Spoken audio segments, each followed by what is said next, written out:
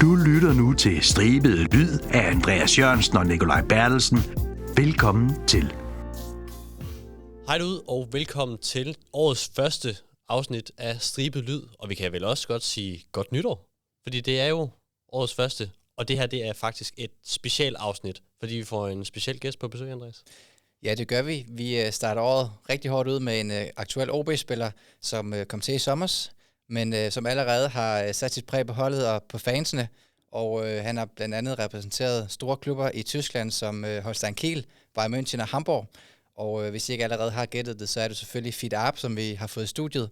Og derfor kommer det her afsnit til at foregå på engelsk, fordi mit tysk er ikke særlig godt, og Jann-Fiete Arp har ikke lært at snakke fynsk endnu, så vi tager det på engelsk, så alle med og kan forstå det derude. Så resten af det her afsnit, det kommer altså til at foregå på engelsk. Så vi laver en udskiftning. Jann-Fiete Arp kommer ind, og jeg går ud, og så kan I ellers bare få en god snak, I to.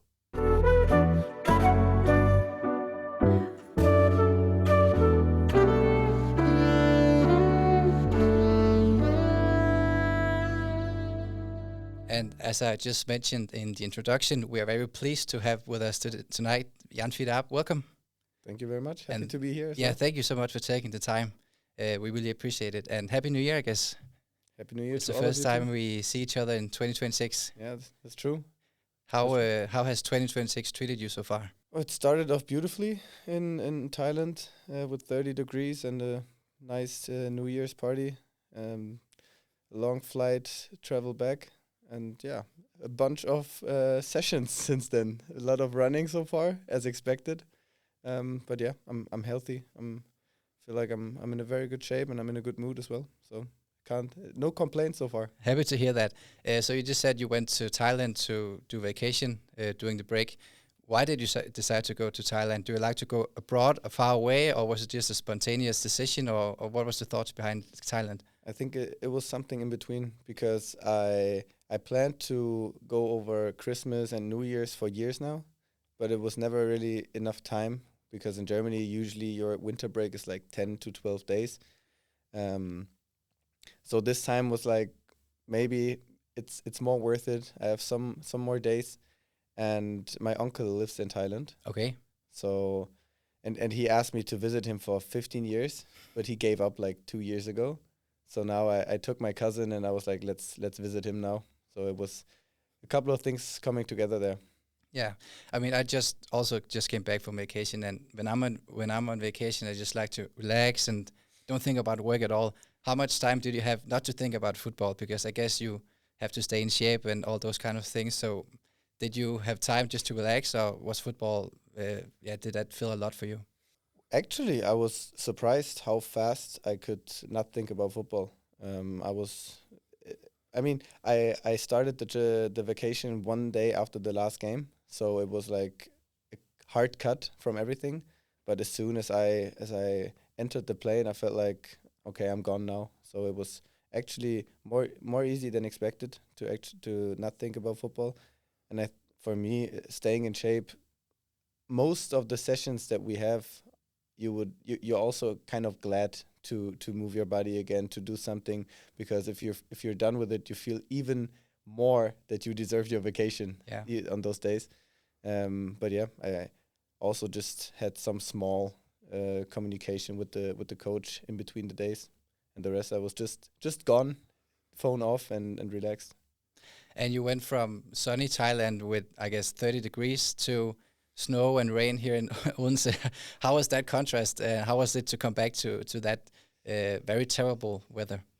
It took some days. Yeah, I have to say it took some days. The first 3 days in practice, I was sunburned in the snow here. I knew what I had to expect when I was coming back. That's also one of the reasons why I decided to travel far away and get some sun. I mean, we had some sunny days. Let's not lie about that, but yeah, it's not my favorite weather here. No, I agree.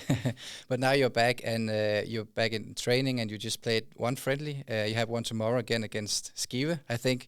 Mm-hmm. How has it been to come back and to get started again? I think there are many reasons that made the comeback here very, very nice and also kind of exciting, because the way we ended before the winter break was one of the reasons, and also that we everybody knew what to expect from the preseason now. I think in summer it was new to everyone.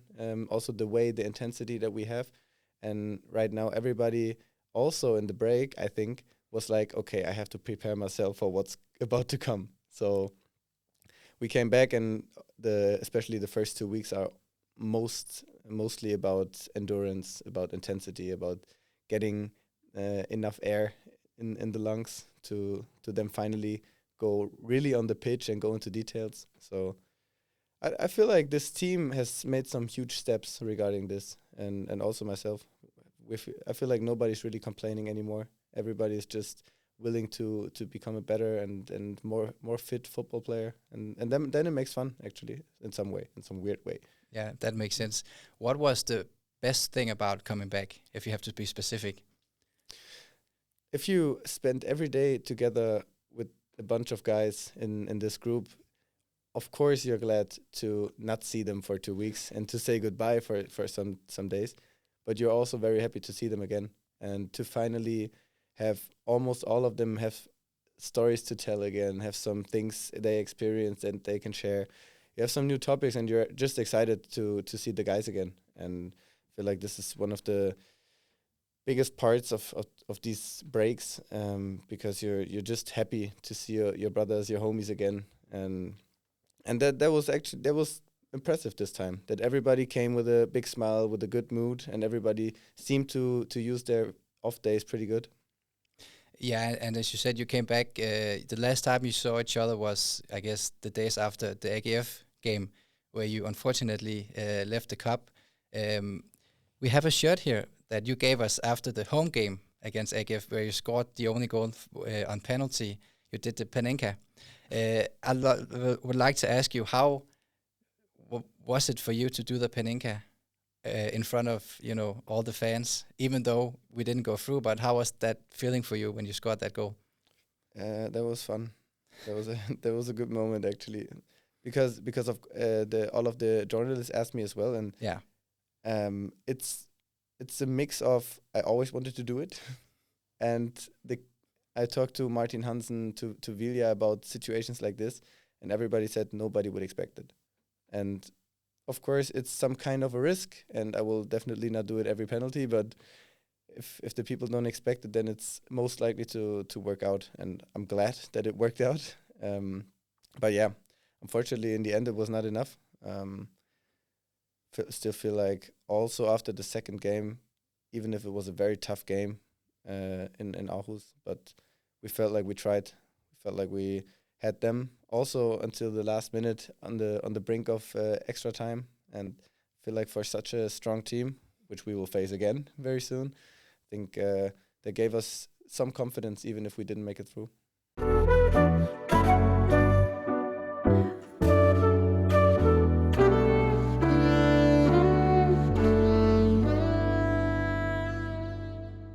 Okay, Fiete, before we talk about your time here in Odense, I just quickly want to ask you about not your career before, but the stage you were in your career before you decided to come to Odense. You came, as I remember, on a free transfer from Holstein Kiel.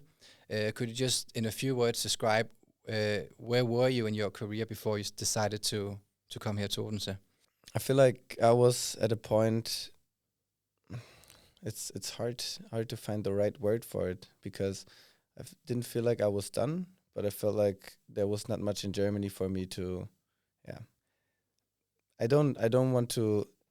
Yeah, to suffer looking for something that's maybe not even there, and I feel like I've done that for quite some time in Germany, to force my way into the biggest stage of German football, and well, I don't think it becomes easier from year to year. So I was pretty sure that I wanted to leave the country. Also, thinking about just going somewhere totally out of, not professional football, but like the big stage. Now in Denmark, you still have a league that is considered one of the upcoming leagues, where people are watching the games here, especially the big games. But I also considered just going somewhere far away, to Australia, to wherever, because I felt like at this point I don't want to prove myself as a football player, and more like becoming a mature person, and just turned 26. Maybe it sounds a bit maybe bit early for these kind of moves, but I felt like, why not?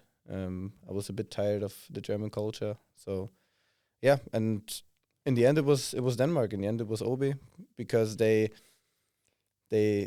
found a little fire that I thought wasn't there anymore, and they were not talking about, let's make you a better person. They said, we want you as a player. So, and they showed me a plan. They had ideas about me as a player and everything, and also then added to this country that I know quite well. I felt like this could be a good fit to maybe do both, to have a good time as a person, but also improve as a player, and maybe have a better time as a player than I would expect myself to have. Could you be a little bit more specific in relation to how and when OB, or you first heard from OB, and what the plan was that they presented to you? Well, I heard it was very early, and it was even before the clubs knew that I was on the market, I think. Okay. So that was also one of the main reasons that I was interested in this whole thing, because they didn't just tell me, come here because you're free.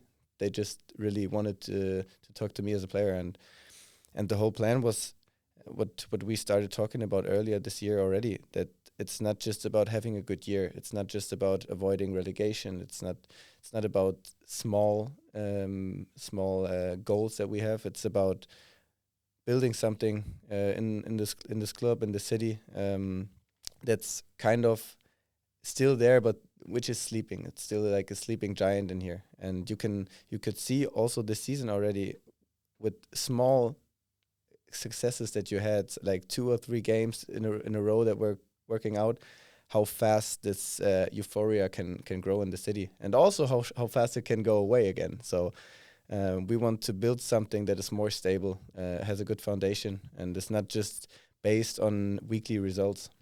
Yeah, I think what you used the word a sleeping giant, and I think that's a very good analogy of the club, because it is a very big club in the past, at least, but within the last couple of years, of course, the club was relegated and it came back up, and it had some issues with the culture and, some of the players. How much did you know about what had happened in the club within the last couple of years before you signed? Nothing. I mean, of course, the headlines you read when you Google it, but nothing more than that, because in the end, it's not really important for me or for any other person coming new to the club. It's more like what you leave behind at someday and what you can build. So I feel like the problem, or maybe problem is not the right word, but the thing that is happening the past years is also something that I have witnessed in German clubs as well. You can talk about Hamburg, you can see Schalke. I think maybe it's a different height and more people involved, but it's in the end the same structure, that you have a club that was successful some years ago and that has all of the tools to be a big club, but somehow it doesn't fit. And so I don't think the problem is new to me. I've seen it many times, but it's nice to be offered to be a part of the solution, and this is my goal, and I think the goal of everyone involved right now. Yeah, was that the fire in you, the small fire you talked about, that you really want to come and contribute to this team and help the team to become as good as possible and to establish itself again in the Danish league? Totally.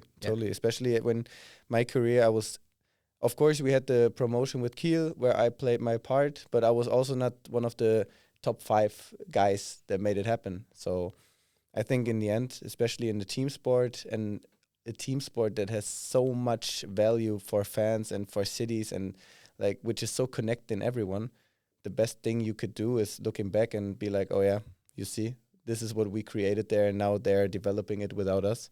So to build something that nobody could ever take away.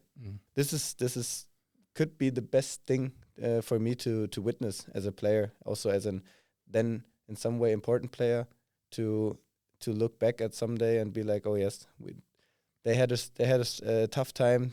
They were struggling, and when we left, we stabilized at least something. Maybe not everything. Maybe it's a bit too high of a wish, but to do something. Yeah, I guess you play a very big part of that in terms of establishing the club again in the best league. But another person who also plays a very big part is, of course, the coach, Alexander Zorniger. How important was he for you to decide to come to Odense? the way we talked to each other was important. Never really talked to him before, and we barely knew each other. Of course, I knew who he was, and I have some friends that played under him. But the way he approached me was not like usually that coaches that want to play are usually very, very kind and very like, oh yeah, and you can do this and you would fit so perfect, and if you bring this, then you will have all the doors open. And he was like, okay, you can do this, but you suck at this. Yeah. And here's my idea how we can make you shine and develop the bad things, or just not show the bad things. And there was a conversation I didn't have like this before, and there was something I liked and I was missing in the last years, because I feel like in football at some point you should be adult enough to also hear when somebody is not agreeing with you, or especially a coach doesn't like the way you play and has another opinion on you as a player. But many coaches are not, they don't have the balls to actually say that, and they're just like, oh yeah, you practice so good, but you still don't play. So, and he didn't seem to be that guy. He seemed to be a guy that would always tell you his honest opinion, and this is, for me as a person, something that I really appreciate, and yeah, something that also has me on the edge of losing my mind sometimes right now, but it's fun, actually. It's fun because in the end, you know that you have someone always looking at you with this honest mind and will never tell you something because you want to hear it. Yeah. Do you think it has helped you adapt into the team? Because, of course, there were some new players, but there were also a lot of players who were already at the club. Do you think it helped you adapt quickly, that he was so direct in his way of communicating, that you knew quite fast what you had to do to improve the team? Or I consider myself a person that would always adapt very fast especially to people, especially in teams, because this is probably the thing I love the most about being in a football team, to really be in a team and to have at least a small connection to everyone. But yeah, it helped me to immediately try to step in another role, because of course when you come somewhere new, you still don't want to be the guy opening his mouth on the first day, and you still don't want to be the guy, I don't know, sometimes also yelling at another guy or saying something negative. But he kind of pushed me to be one of these guys, because there are not that many, especially when we came here, and many new players, many young players, and you need some guys to step up and take that role. And he kind of not forced and still forces me to do that even more. And I don't know if you had any other offers from other clubs, but before signing for Odense, did you have any hesitations about coming here, or was it just like, I want to do this? I think especially because of the timing, I didn't really hesitate that much, because OB was already practicing for 1 or 2 weeks, I think 1 week. Yeah. And my former club, which was, let's say, alternate option at this point in Kiel, they already also started practicing. And that's like the worst thing as a player, because I had a contract as well. Yeah. And you feel like, okay, whatever happens, I want to be part of something now, because you're not only missing the fitness, you're also missing out on everything that happens that is very important in preseason, to just be around the team, to be part of the whole daily structures that are forming themselves. So no, I didn't really hesitate that much. As soon as everybody started, I was very, very happy to finally be here. Awesome. Looking back at your time here so far, what has been the single best thing about coming to this? It could be on the pitch, outside the pitch. What's the best thing about coming to Odense for you, if you had to choose one thing? Well, I think the first month in general, there was not one specific thing. So it's just I'm kind of avoiding that question. Okay, sure. Because when I'm thinking back, the first 3 months were just amazing. I came here, and as soon as I had my apartment, which was with big help of Nicolas Bergi also, I just felt like it's the perfect place for me to be in right now. To have a very, very exhausting but fun job, to have some new people, a new culture in some way, maybe not a whole new, but still a new culture, different habits, and also just a city that will calm you down and will just help you to relax in your off time. And this was probably the best thing I have witnessed in the recent years, because I lived in some beautiful cities, but it was always a lot going on. And for me, especially not understanding Danish was helping me a lot to just slow down and be somewhere with my own thoughts and just being on standby.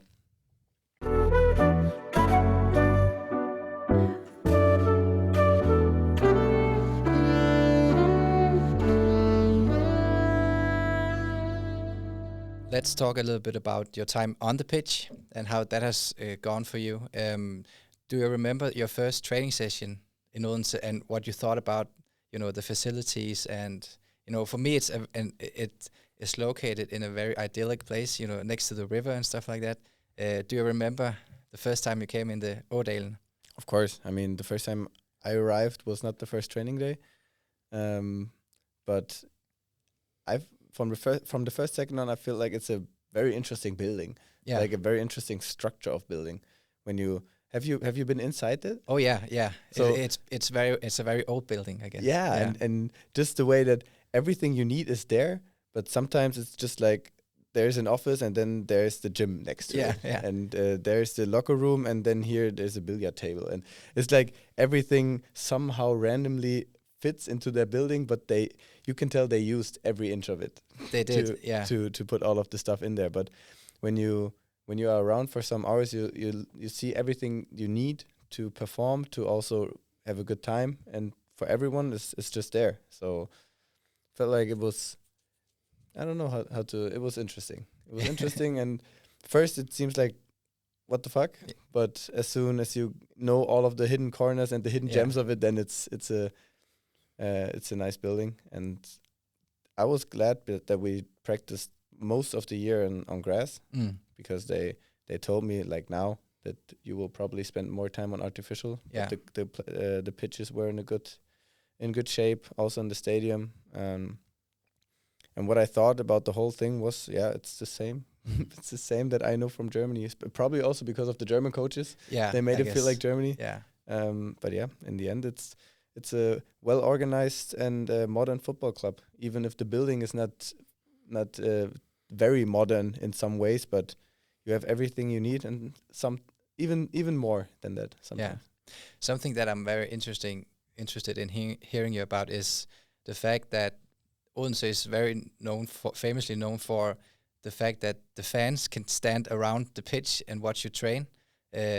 I'm not sure how it is in your former clubs, but what did you think about the fact that you could literally just stand face to face with a fan while you were training? Or don't you notice that, or Well, in Kiel it was the same. Okay. It was just that it was on a private ground, so they could close the doors. Okay. But of course, also even if it's Munich or Hamburg, there were always people at the practice. And for me, it's nothing new. I like it. The only thing I thought here is that it's weird that we can't close the doors one day before the game, for example, because in Germany they will stand outside the fence in the forest to try to get some information. Okay. And here you just open the doors for everyone to come in, and so spies can come and look. Yeah, at exactly. tactics. That was my first thought. And when I asked someone about it, they were like, I don't know, it's Denmark. Yeah. Nobody will do it. Yeah. I'm not sure about that. I'm pretty sure I think some of the teams it has been done before. Yeah, definitely. Yeah. We will probably do it as well. Yeah. Hopefully we do. Yeah, But exactly. But yeah, no, that was the only thing I thought about, that the fans are there. I think one of the biggest differences is that the people that come here are not like fans. No. It's usually you guys are there or other journalists, but they're not really fans or supporters come in. And when you come to that's a nice chance. I don't know how many little kids here or children want an autograph or something, but I'm quite surprised that there are not that many, especially in vacation times or something. I mean, always when the first practice after before the new season, there are always a lot of people, and but I guess because you train every day, it's not that many people that maybe have the time to go. But no, not every day, but like almost never. I think I signed like 20 things in the first 6 months. Yeah, damn. So I mean, easy for us then. Yeah, I guess so. Yeah, but you came to the club a couple of weeks before you had the first game, and you met the squad, and you trained and prepared for the first game against Midtjylland. Just briefly, how that was a free game, and you also scored on a penalty there. How was that for you to get your debut and actually be important in that game? Well, it was such a nice game. I think everybody was so hyped after that game. Yeah. Because we also had no idea how the 6, 7, 8 weeks of preseason would end up, because everybody felt dead for most of the time. Yeah. And everybody felt like seeing his limits almost every day. And yeah, we ended up playing against, for me, the best team of the country. Yeah. And we had them really on the edge of beating them. Also with some luck and also with some mistakes they did, of course, but that's football. So in the end, everybody left the pitch and we were sad, kind of disappointed that we didn't beat Midtjylland at their stadium. Yeah. So, and that was probably something that nobody really expected. Even if some of the players knew, okay, first game, maybe we can take some points. But to leave the pitch like this was like, okay, so this is possible. And that was I think it was a very good moment for that. Yeah. Yeah, I mean, you also won the next game against Viborg at home, where Birgit scored the goal of the season. And I remember we had our podcast when Nikolai and we spoke, and we were like, oh my God, maybe we'll win the league because we had such a great start. But then there were some ups and downs, we are very optimistic. But how would you overall describe, your first 6 months here in Denmark with regards to what happened on the pitch? I think we have to split it in half, even the 6 months, because the first 3 months was like, there's so much energy in all of this. Yeah. But as soon as something really doesn't work out, or if sometimes we just then played an opponent that was well prepared, and we felt like, okay, we only have our energy, but what comes then if that doesn't work? What if the energy is not really building on that day? And we were a bit relying on that. So, but in the end, that was the main thing that helped us later in the season. So the problem for us was, I think, that we relied on the energy too much and didn't think about the basics of football sometimes. In the end, we were just running, and nobody kept a cool mind and was like, okay, guys, let's chill out. Let's think about what we're doing and find a solution.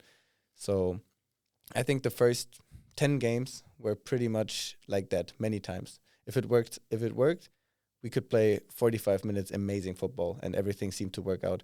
Then we went to the locker room, came back out. The other team fixed something maybe or changed something. And we just felt like, okay, what's happening now?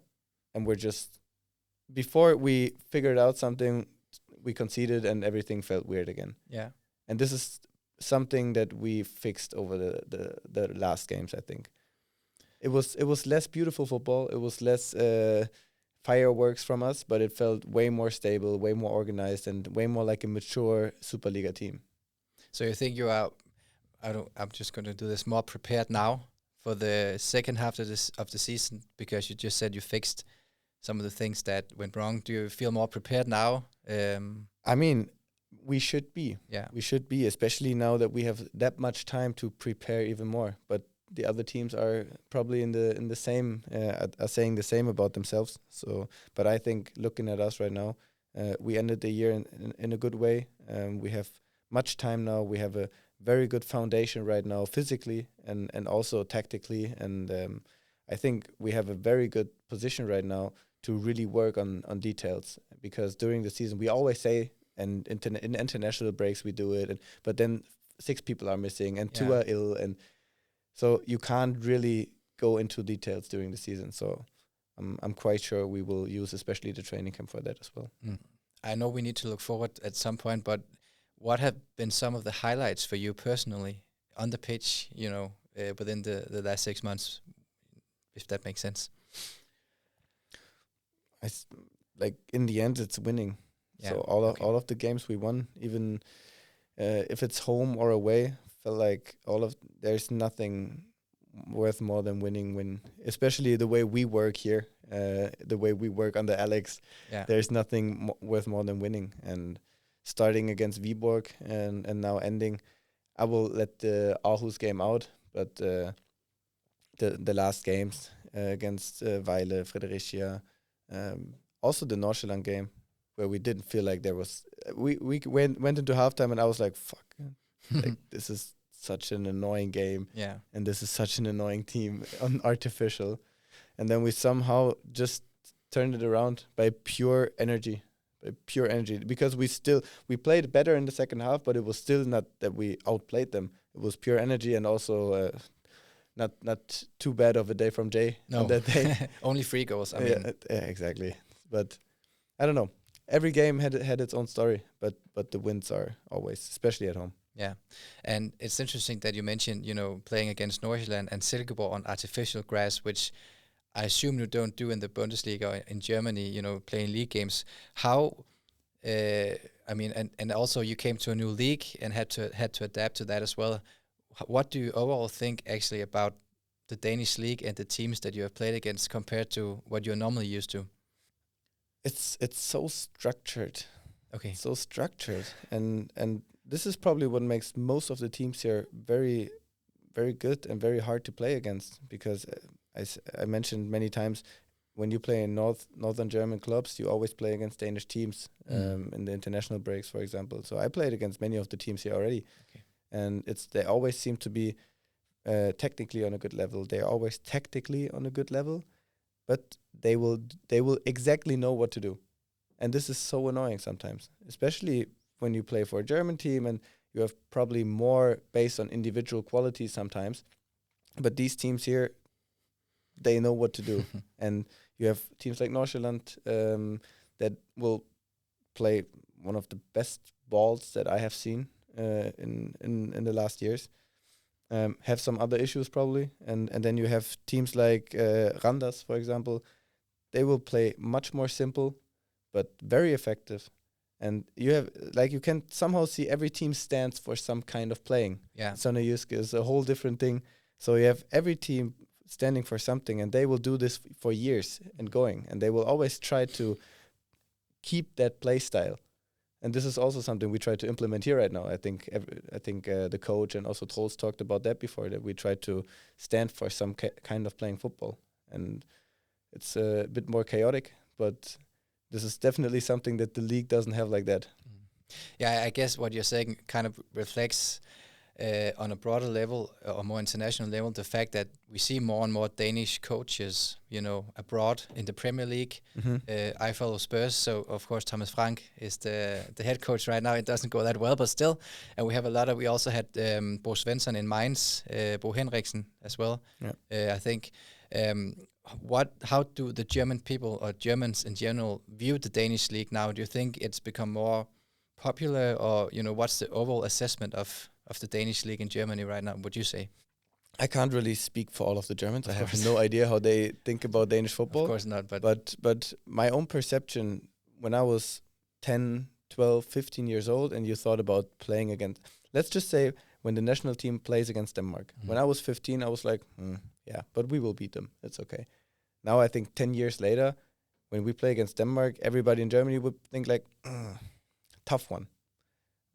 So and the same you have, of course, sorry to mention it, but you have Midtjylland in Europe playing very good against great opponents. You have Copenhagen playing at least some good games in the Champions League every season, and the Danish football in general, the Danish players are spreading everywhere. You have more and more players coming from Denmark. So I think everybody is seeing what happens in Denmark and also respecting that a lot. I know that the Germans I know are.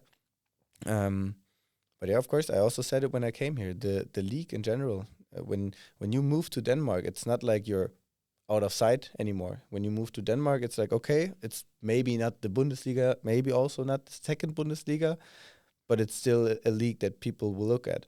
And a league where young players, good players will always make a move to good leagues and not to other weird leagues. So I think the reputation of Denmark has become better and better over the last years.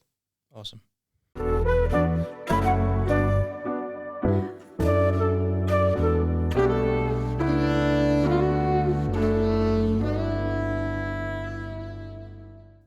now, Fiete, we will move on to a fun segment.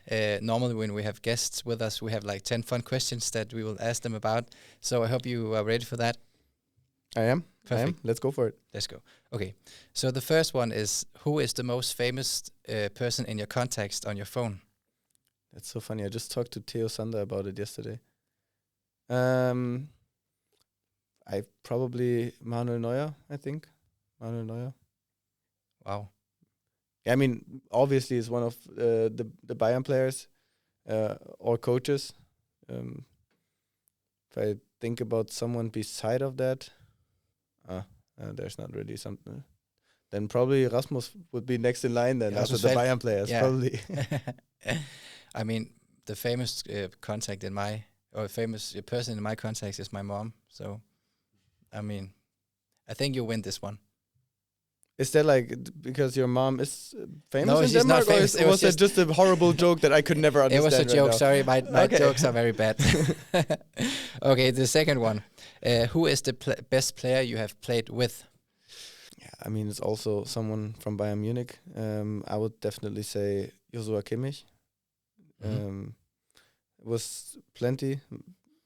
I saw the baby steps of Jamal Musiala as well, who could be up there, but the way Kimmich plays the game is just insane, and the way he functions as a person is just a miracle, because for 24 hours he has energy to do everything at its peak level. Really? And Okay. it's crazy. If you step on the pitch, he will be the first guy to be everywhere, to do everything as good as he can, and he can do it quite good. Yeah. And then he comes to the locker room. He will take care of almost everyone if they need to. He will go back home and be the perfect family dad. It's insane. He will just do everything he can, and for me, the most perfect way. And I have so much respect for that. Of course. Nice. Who is the best player that you have played against? I was always a huge fan of Toni Kroos. Mm-hmm. So I have to mention him or Mesut Özil, which are also German players, of course, but just players that I always love to watch. On that specific day, in that match, I always have one performance in mind from Naby Keita. Back in Leipzig when I played in Hamburg. He was just insane. It was just ridiculous. He didn't lose one ball in the toughest situations, and the way he played there was, I've never seen anything like that again. He joined Liverpool, right? He joined Liverpool after. I think Nikolai, he's a big Liverpool fan, so that's very cool. Didn't work out that well. Huh? I will always remember that one game where he just purely destroyed us alone. Yeah. Okay. What is your best football memory? It's either my first goal at home in Hamburg, because that was the dream. Like, being a professional football player was not the dream. Going to another club was never the dream. The dream was scoring in the Hamburg stadium. And that was a perfect moment. The 3-1, my first starting 11 game there, scoring the winner against Stuttgart. That was the perfect football moment you could imagine as a teenager, especially. Yeah, you were only like 17, almost 18, right? Yeah, exactly. 10 years ago. Yeah. Almost, yeah. But yeah, that was it. But in general, as in football team, it was the promotion with Kiel, because there it felt like we really, the whole season, everybody gave everything to achieve that, and just felt so deserved in this moment, and that was a beautiful feeling. Nice. Who is the funniest player in the OB squad?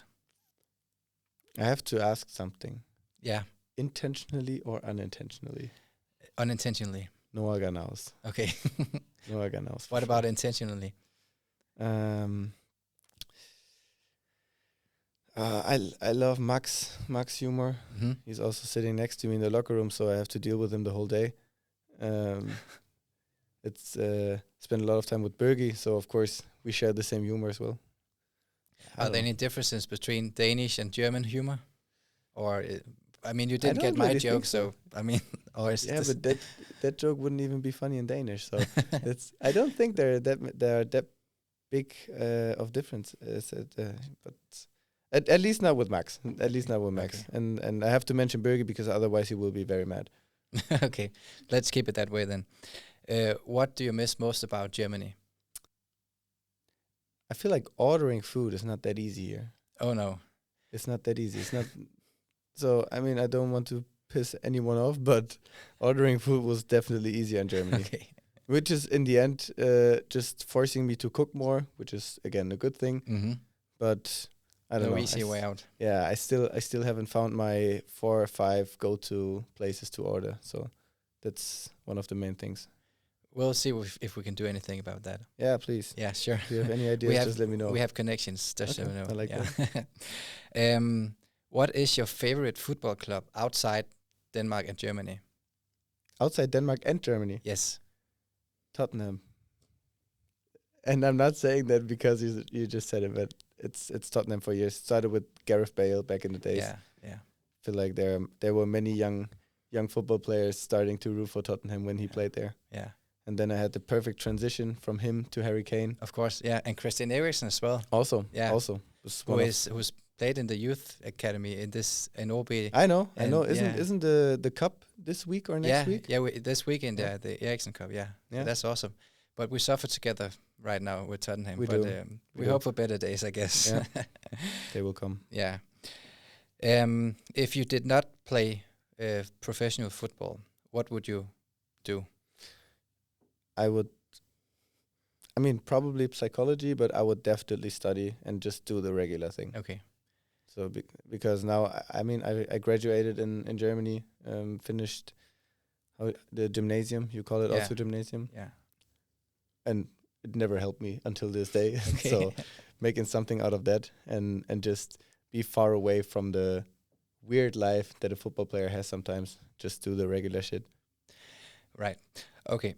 And the last one, I know it's gonna divide us, but Messi or Ronaldo?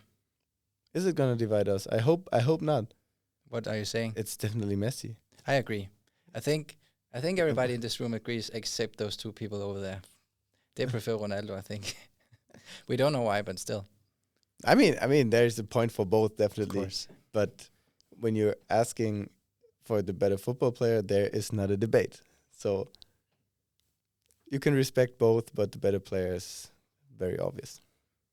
It's very, very obvious. I agree.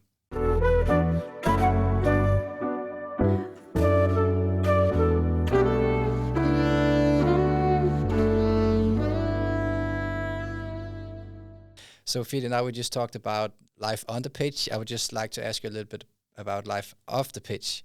And you talked about it before, that you think Odense is a very calm city, if you could say it that way. But what's your general perception of Odense, having lived here for 6 months?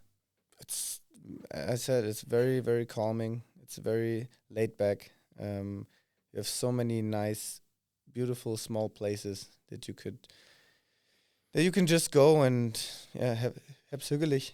So that you can just spend so many easy days here. Of course, it's cold right now, but it's still a beautiful looking place as well, even in snow.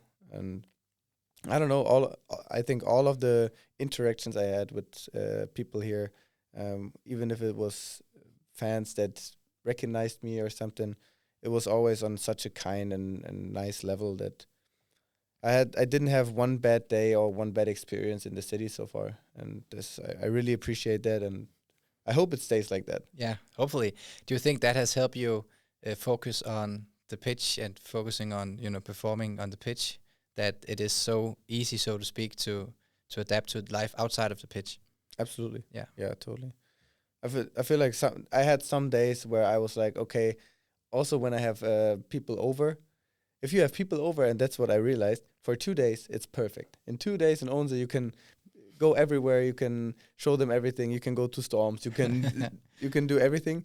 If they're here for a week, it's like, what to do now? Exactly. Yeah. So sometimes I think about it, but then, of course, during the season, you will just have some days every day, and you will definitely find something. Especially when you know the places here, you will always find something good to do. Do you have you found a favorite spot to hang out in the city, or do you just like to explore? I have some places. Almost had like a routine also with Bergie, because we were we started painting plates and stuff like Yeah. that. Yeah, I wouldn't have imagined me doing that, but this is probably one of the first or one of the main things that I have learned about myself here, that I can also just do some stuff like that. There's several sauna places here, which we used. Now it's probably a bit cold, but which we will definitely use in spring again. Yeah, and then, as I said, storms. If you don't know where to go, I always go to storms. If I have visitors or just want to eat something. Yeah. I don't want to make too much of advertisement here for different places. I hope you don't get into trouble there. No, not at all. They have some good food spots, I would say, Asli. Yeah. Yeah, and Munkemos. Munkemos is like Oh, yeah. the go-to spot for me. Yeah. And I know you have lived in northern and southern Germany, which my best friend is German. He says that is like basically two different countries with regards to culture. But coming to Denmark, what cultural differences do you see from Germany that you find interesting or weird, or are there any specific things that comes to mind? I think first of all, it's the way of living. Okay. The way that you can. I still think it's weird that you don't use curtains. I mean, now we have curtains here because of the lights and everything, but almost nobody's using curtains. That's true. And I mean, okay, but why? I don't get it. I guess it's because we don't get that much sunlight, so every time the sun is out, we want, to embrace that and take that in. I mean, that would be my explanation. I do have curtains though, but my mom doesn't. So Second time we talk about your mom. yeah, sorry about that.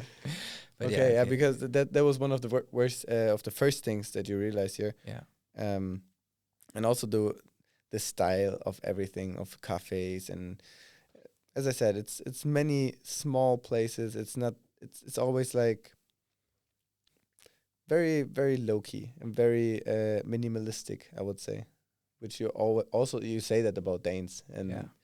I think it's quite fitting. No, yeah. And what about you come from big clubs in Germany where the fan culture is very popular, and there are so many people coming to watch the games and stuff like that. How have you experienced the Danish fan culture, and especially the fan culture we have here in Odense? I'm impressed. I'm impressed by our fans, because especially at the end of the season, when it was very cold, when we were not playing in Copenhagen or Midtjylland, when we were playing in tough places. I think it was in Fredericia, right? Yeah. Where we had almost the whole city there. Was it Fredericia? Yeah, it was, yeah. Damn. So this is what reminds me of Germany, which probably many of the other clubs here don't have. And in the home stadium, of course, when it's colder, you won't fill out every single seat, but you always have this certain atmosphere there. So I think it's definitely more than I expected, because when I came here, everybody was like, yeah, but it's not like in Germany. No, it's not, but it's still definitely more than, or it still feels like professional football in nice stadiums with some kind of atmosphere, and especially at home with our fans. Of course, some of the trips are tough, especially in the cup. Yeah. We've had some interesting games, but no, it's always fun. It's always fun to play. Mm. And do you feel more energized when there are a lot of people in the stadium, or do you just forget about everything that's outside of the pitch? Or how much does it mean to you that the fans travel and support you? It always gives you a lot of energy, and also a certain kind of responsibility, because even just for your own sake, when you go somewhere and you see there's almost or over 1,000 guys traveling to support you, you will not stop running. Maybe things will not work out as you want them to, but you will not stop running, and you will, at least when you're down 3 goals, you will try to give them 1 goal at least, that they have something to celebrate. So I think this energy is always a give and take, and I think every single supporter that will be at home or away ground will always give us 1% more of energy. And something that we do in Odense, I actually don't know if you do it in Germany, but before a game, while you are warming up, each player will go to the fans and clap and do, like, hey, we call it a Fenerbahce. Have you tried that before you came here? Okay, how did you feel about that? And they told me about it, but they didn't prepare me like they should have. Okay. Because the first time in Midtjylland was so weird, and I messed it up. Okay, how? I didn't know that I had to like wait until everybody's ready and then do the hey hey hey. Oh, okay. So I just raised my arm and was like hey hey hey, and everybody kept on singing, and I was like, what happened? Yeah, okay. So no, I haven't done it before, but it's as soon as you're used to it, it's so nice. It's so nice, because it gives every player this feeling of you have to show up. It's not that you can hide in the team, because you have to show up, and every other player as well. So this is for me the one thing that I take out, because you have to be that one guy for at least one moment where everybody's looking at you, and this takes a lot of the pressure and gives so much energy.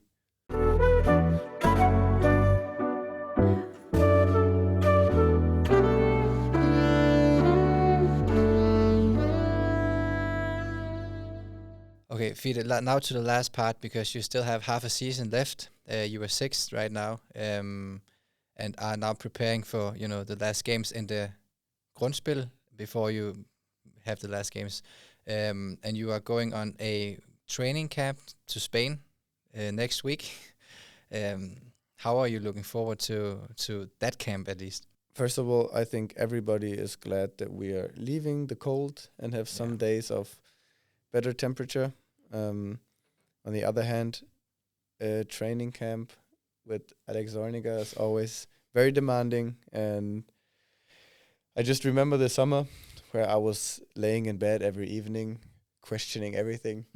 But I don't know, I think we will have a very tough but also good time together, especially now that everybody knows each other and we know what to expect. And I'm always happy for winter training camps. So yeah, are you coming there as well? Well, if you invite us, we would love to join you. Oh no, unfortunately not yet, but hopefully soon.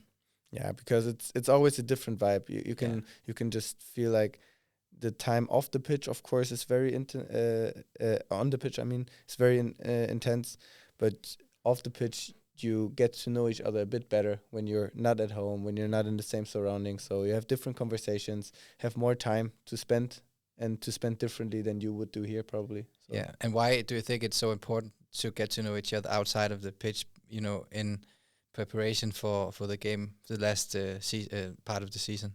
If you play with players, with colleagues, it's always different working for their mistakes than playing with friends, or at least some kind of homies. Not everyone will attend to my wedding one day probably, but you have to build this certain kind of relationship that is not just based on football players, and you have to know who the players are that are on the pitch fighting with you, to also in crucial situations have some kind of understanding for their character maybe.